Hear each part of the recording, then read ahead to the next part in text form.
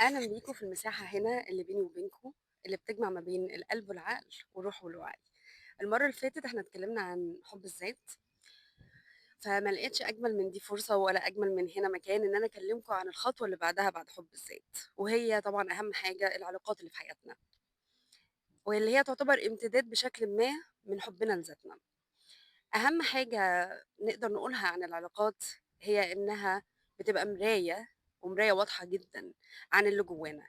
اللي جوانا ده مش لازم يكون بشكل واعي، ولكن ممكن جدًا يكون بشكل غير واعي.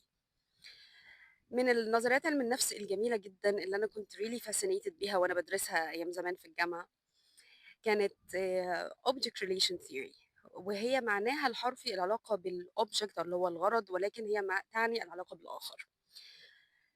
الtheory دي بتقول إنه علاقتنا بالcaregivers الأولانيين في حياتنا سواء ماما أو بابا أو الkey figures هي اللي بتحدد أو بتلون جميع علاقاتنا بعد كده في الحياة. هي اللي بتحدد إذا كنت إحنا هنبقى مستقرين مش مستقرين، بنشوف الناس إزاي، كأنها بتحط فلتر كده على عينينا وإحنا بنخش العلاقات. طيب ليه العلاقات جزء مهم من حب الذات؟ زي ما قلنا علشان هو مراية لعلاقتنا بنفسنا. فكل ما بنخش علاقة إحنا بنشوف حتة من نفسنا حتى لو الحتة دي غير واعية ومدفونة جوه. نرجع تاني للobject relation theory وميلاني كلاين وكلامها. بتقول إيه؟ بتقول إن إحنا بنختزن في جزء من النفس بتاعنا علاقتنا بالobject الأولاني اللي عرفناه اللي هو أمنا، وبعد كده أبونا. بنختزنه إزاي؟ مش بنختزنه كشخص، يعني أنا أمي جوايا مش مختزنة جوايا كشخص. العلاقة نفسها بالدينامية اللي كانت بيني وبين أمي هي مختزنة جوايا.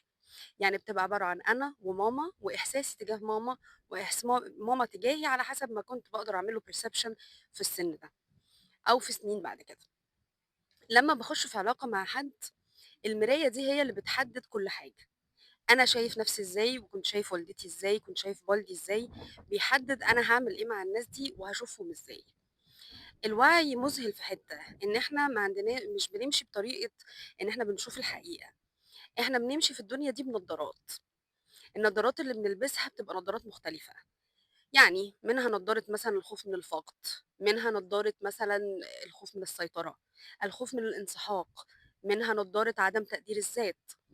أنا وأنا لابس النضارة دي التصرفات اللي حواليّا باشوفها من خلالها، فممكن أشوف حد بيتصرف معايا بشكل تلقائي جدًا ما يقصدش، لكن أنا أحس إن الإشارة اللي هو اداها لي دي فيها تهديد بالبُعد، وده له علاقة وطيدة جدًا بعلاقتي بأهلي وعلاقتي بمامتي وبابايا وبالناس الأولانيين.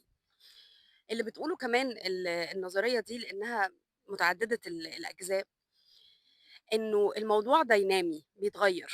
يعني علاقة واحدة حقيقية تخُش فيها ممكن تغيّر تاريخ من علاقاتك مع الناس وتاريخ من علاقتك بنَفْسك. لكن عشان تقدر تخُش علاقة حقيقية محتاج بقى ترجع للفيديو الأولاني وتمشي خطوات ناحية نَفْسك وتعرفها وتحبها أنت. ليه نعرفها ونحبها؟ علشان طول ما أنا باعرف في نَفْسي، طول ما أنا باعرف الpatterns بتاعتي، طول ما أنا باعرف إيه اللي أنا باعمله، إيه اللي باحبه، إيه اللي باكرهه، إيه الأنظمة اللي أنا باتصرّف بيها. فلمّا أعرف نَفْسي تبتدي تبقى المرايات صادقة، ولمّا تبقى المرايات صادقة حواليّا هنا يحصل الشفا. فالخطوة الأولانية علشان تقدر تكون في علاقة كويسة مع الآخر، هي إنّك أنت لازم، لازم، لازم تلاقي وتحب نَفْسك. ما هياش حاجة ما ينفعش يعني حاجة اللي هو مش optional يعني. بس هل لازم يعني أوصل لمرحلة إن أنا أحب نَفْسي completely يعني عشان أخُش في علاقة مع حد وتبقى العلاقة كويسة؟ لأ، يكفي جدًا إنّك تكون بادئ رحلة الوعي. حاجة تانية إن إحنا محتاجين دايمًا نخُش العلاقات وإحنا شايلين من دماغنا الأفكار بتاعة الأبدية وعلى طول وكده. ليه؟ لإن إحنا قُلنا في الفيديو اللي فات إنه في نَفْس حقيقية ورا كل الego وكل اللخبطة اللي إحنا بنشوفها وبنمارسها يوميًا. نَفْسك الحقيقية ممكن تبقى عايزة حاجة تانية مختلفة تمامًا عن نَفْسك المزيفة، عن جروحك، عن الpatterns اللي أنت بتمشي فيها طول الوقت. فأنت محتاج إن أنت تصبر وتسمح للعلاقة إنها تكون هدية، تورّيك أجزاء من نَفْسك عشان تعرف تشتغل عليها، من غير ما تعتقد إن هي دي العلاقة اللي لازم تكمّل. لإن أنت أكيد مكتوب لك علاقات وناس هيكمّلوا أو على الأقل هيدّوك الحب الحقيقي إن شاء الله لمّا تكون ماشي ناحية نَفْسك في الرحلة دي، فاصبر وما تستعجلش. شوية تمارين بقى نعملها علشان خاطر موضوع العلاقات ده، عشان أنا باحب دايمًا أدّيكم تمارين. أنا عايزاك تعمل جرد لعلاقاتك كلّها المهمة، يعني نبتدي بماما، ببابا، شريكي الحالي، حد حبيته قبل كده، صديق مقرب. وعايزاك تكتب أوجه التشابه في العلاقات دي كلها. أوجه التشابه مش لازم إن يكون إن الأشخاص دي شبه بعض، أوجه التشابه في الشعور. يعني أنا دايمًا باحس مشاعر معيّنة في مواقف بتتكرر، أكتبها كلها. ممكن أمِد شوية الجرد ده للعلاقات الأكثر سطحية، لعلاقات الشغل، علاقات الصداقة من بعيد. يعني إيه أكتشف pattern؟ يعني أكتشف حاجة بتتكرر كتير. الحاجة اللي بتتكرر كتير دي صدّقني لو أنت كتبتها جنب بعضها أو أنتِ كتبتيها جنب بعضها، هي لوحدها هتدّيكِ مفتاح في إيه، في اللاوعي بتاعِك، ومن هنا تبتدي تشتغلي عليه. تمرين تاني صغير، بما إن هنا إحنا قاعدين عند البحر، ممكن نعمله سوا أو نستوحى منه. ممكن نجيب صوت أمواج بحر ونحاول ناخد تنفُّس اسمه boxing. يعني إيه boxing؟ يعني 4 أضلاع أو مربع. اسمه تنفُّس 4 في 4 في 4. بناخد نَفَس من المناخير في 4 عدّات، نحبسه في 4 عدّات، وزي ما قُلنا العدّات بتبقى 1000، 1، 1000، 2، 1000، 3، 1000، 4 عشان تاخد وقتك.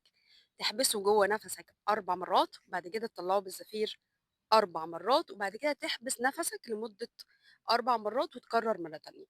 ممكن تقعد تعمل التمرين ده مدة دقيقة أو دقيقتين. وأنت بتعمل التمرين هتعمل إيه؟ وأنت بتدخّل النَفَس هتتخيّل إن أنت بتشفي قلبك من أي جروح قديمة، من علاقات قديمة، من علاقات مع ناس مهمة. تحبسه جواك وتحس بطمأنينة، وبعد كده وأنت بتخرّجه كإنّك بتخرّج كل همومك، كل إحباطاتك، كل معتقداتك الغلط عن العلاقات. وبعد كده تسكن في ال4 ثواني الأخرانيين بتوع الحبس الأخير في الboxing قبل ما ناخد النَفَس تاني، تسكن وتصمت وتحمد ربنا.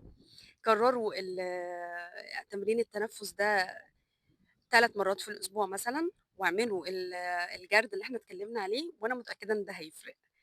شكرًا وإلى اللقاء. لو الفيديو عجبك أرجوك subscribe، أرجوك share، أرجوك عرّف الناس إن المحتوى ده ممكن يفيدهم. وPlease اكتب لي كومنتات وقُل لي رأيك، قُل لي فكرة عايزني أقولها، انتقد. أنا مستنياكم.